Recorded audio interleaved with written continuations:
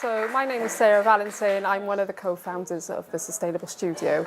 I set it up with my sister Julia Harris about 2 years ago, and I'm currently studio manager because my sister's on maternity leave. So I've stepped into her shoes for a few months. So I'm getting to know what she does. We've predominantly worked in this community of Cardiff for over 15 years. I live locally, and we used to run like community workshops for young people, refugees, asylum seekers, all kinds of people groups.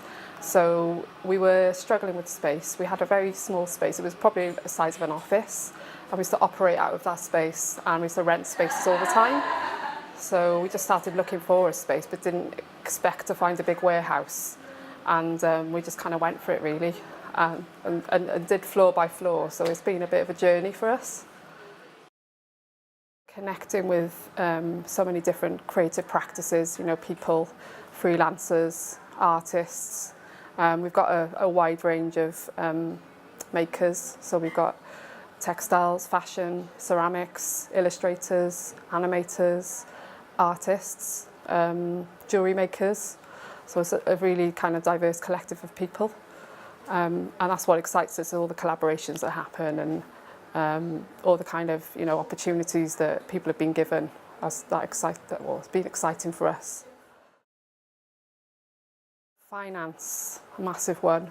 This is all completely self-funded by myself and Julia. We set it up probably with £5,000 to begin with, out of our own money, and then we did floor by floor. So it kind of delayed our chance to kind of do what we needed to do straight away. So we had to kind of start small, and then we did a big crowdfund a year ago, and then we expanded into the other spaces. So I think finance for any artist or creative is one of the biggest hurdles to get over, and having that extra support. Do a bit of research before you know, I mean, we did some research, but we didn't really know what we were like getting ourselves into.